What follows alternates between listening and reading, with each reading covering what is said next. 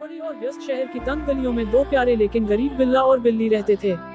बिल्ली का नाम मोती था और बिल्ली का नाम चिंकी। दोनों अनाथ थे और हर दिन भूख प्यास से बेहाल होकर भीख मांगते या कचरे के ढेर में कुछ खाने की तलाश करते। मोती और चिंकी का बचपन बहुत कष्टों में बीता। जब उनके मालिक का देहांत हो गया तो बाकी परिवार ने उन्हें घर से बाहर निकाल दिया। तब से ही वे गलियों में घूमने लगे।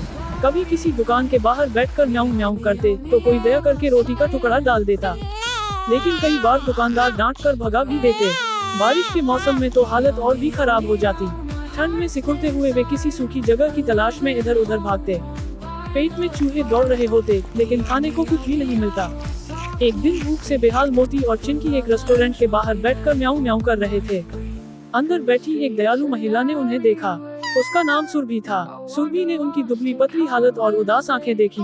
उसने वेटर से थोड़ा दूध और ब्रेड मंगवाया और बाहर आकर दोनों के सामने रख दिया। मोती और चिंकी ने फौरन खाना खाना शुरू कर दिया। उनके चेहरे पर सुकून और खुशी झलक रही थी।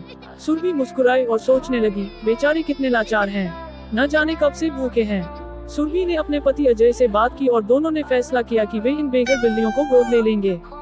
उन्होंने मोती और चिंकी को सावधानी से उठाया और अपनी कार में बैठा लिया। रास्ते में चिंकी थोड़ा सहमी हुई थी, लेकिन मोती ने उसे सहारा दिया। घर पहुंचकर सबसे पहले सुरभि ने दोनों को अच्छे से नहलाया और पोंछा। गंदगी में लिपटी उनकी मुलायम फर अब चमकने लगी। फिर सुरभि ने उनके लिए मुलायम तौलिए का बिस्तर तैयार किया और उनके सामने स्वादिष्ट दूध और बिस्कुट रखे। मोती और चिंकी को शायद पहली बार ऐसा अपनापन महसूस हुआ।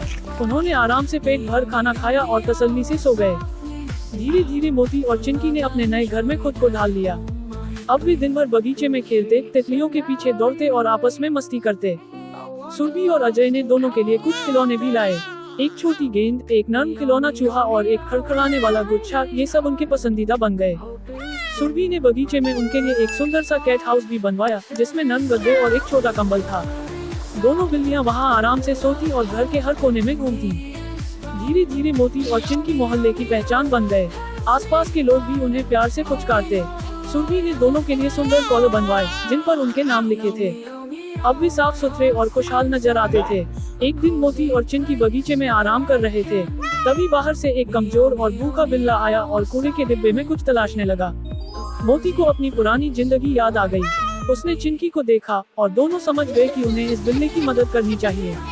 मोती ने म्याऊं करके सुरभि को बुलाया। सुरभि ने बाहर आकर उस भूखे बिल्ले को देखा और तुरंत उसे भी खाना खिलाया।